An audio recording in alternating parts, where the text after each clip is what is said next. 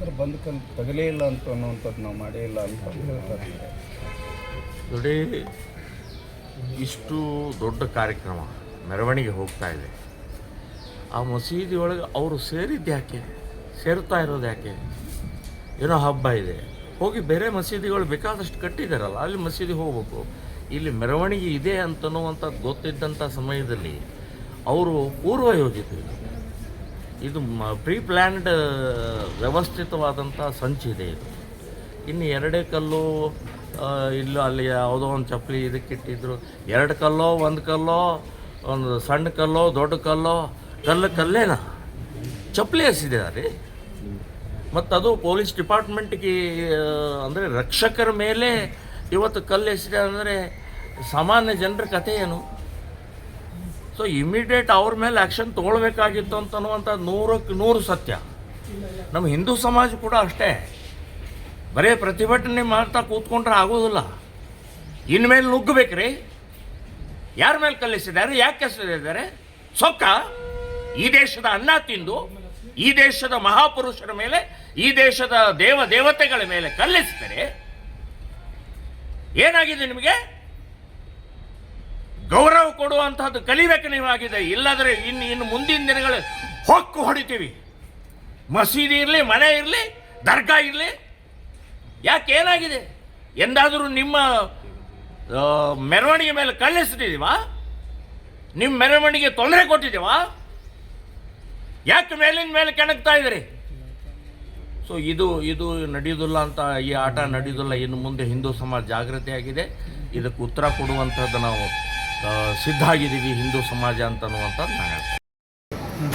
ಬಾಗಲಕೋಟೆ ಜಿಲ್ಲೆ ಒಂದು ತಿಂಗಳು ನಿರ್ಬಂಧನೆ ಮಾಡಿದ್ದಾರೆ, ಬ್ಯಾನ್ ಮಾಡಿದ್ದಾರೆ, DC ಆರ್ಡರ್ ಮಾಡಿದ್ದಾರೆ ಅಂತನ್ನುವಂಥದ್ದು ಹೇಳಿದರು.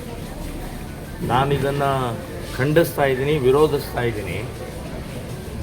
ಇವತ್ತು ನಮ್ಮ ಮಹಾಪುರುಷರಾದಂಥ ಛತ್ರಪತಿ ಶಿವಾಜಿ ಮಹಾರಾಜರಿಗೆ ಕಲ್ಲೆಸೆದಂಥವರಿಗೆ ಇವರು ಗಡೀಪಾರು ಮಾಡೋದಿಲ್ಲ.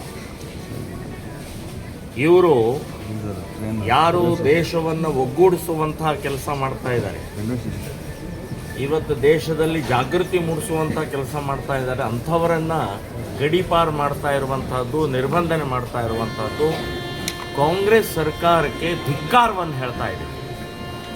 ನಾಚಿಕೆಗೇಡಿನ ಸಂಗತಿ, ಸ್ವಾತಂತ್ರ್ಯ ಹರಣ ಮಾಡ್ತಾ ಇದೆ. ನಾನು ಮಾತನಾಡಿದ ನಂತರ ಏನಾದರೂ ನಿಮಗೆ ತಪ್ಪು ಅನಿಸಿದರೆ ನನ್ನ ಮೇಲೆ ಕೇಸ್ ಹಾಕಿ, ಆದರೆ ಮಾತನಾಡೋಕ್ಕೆ ಅವಕಾಶ ಕೊಡೋಲ್ಲ, ವಿಚಾರವನ್ನು ಹೇಳೋಕ್ಕೆ ಅವಕಾಶ ಕೊಡೋಲ್ಲ ಅಂತಂದರೆ ನೀವು ಸಂವಿಧಾನ ವಿರೋಧಿಗಳಿದೆ. ಕಾಂಗ್ರೆಸ್ನವ್ರನ್ನ ಡಾಕ್ಟರ್ ಅಂಬೇಡ್ಕರ್ ನಮಗೆ ಸ್ವಾತಂತ್ರ್ಯವನ್ನು ಕೊಟ್ಟಿದ್ದಾರೆ, ಮಾತನಾಡೋಕ್ಕೆ ಅವಕಾಶ ಕೊಟ್ಟಿದ್ದಾರೆ. ಸೊ ಇವತ್ತು ಕಲ್ಲು ಎಸೆಯುವಂಥವರನ್ನು ತಡೆಯುವಂತಹ ಪ್ರಕ್ರಿಯೆ ನಿಮ್ಮ ಕಡೆ ಮಾಡ್ತಾ ಇಲ್ಲ. ದೇಶದ್ರೋಹಿಗಳನ್ನು ಪಾಕಿಸ್ತಾನ್ ಜಿಂದಾಬಾದ್ ಅಂತ ಹೇಳುವಂಥವ್ರು ತಡೆಯುವಂಥವ್ರ ನಿಮ್ಮ ಮಾಡ್ತಾ ಇಲ್ಲ. ವೋಟ್ ಬ್ಯಾಂಕ್ ನಿರ್ಮಾಣ ಮಾಡಿ ಬರೀ ಓಟು ಮಾಡಿ ಅಧಿಕಾರದ ದಾಹದಿಂದ ಈ ದೇಶ ಬರ್ಬಾದ್ ಮಾಡ್ತಾ ಇದೆ. ಸೊ ನಾನು ಇವತ್ತು ಮದುವೆ ಇದೆ, ಇವತ್ತು ನಾಳೆ ಕಾರ್ಯಕ್ರಮ ಇದೆ, ಮದುವೆಗಾದರೂ ಒಂದು ಅಟೆಂಡ್ ಮಾಡೋಕ್ಕೆ ಅವಕಾಶ ಮಾಡಿಕೊಡಿ ಅಂತ ಹೇಳಿ ನಾನು DC ಅವರಿಗೆ ಮನವಿ ಮಾಡ್ತೀನಿ. ನಾಳಿನ ಕಾರ್ಯಕ್ರಮ ನೋಡೋಣ.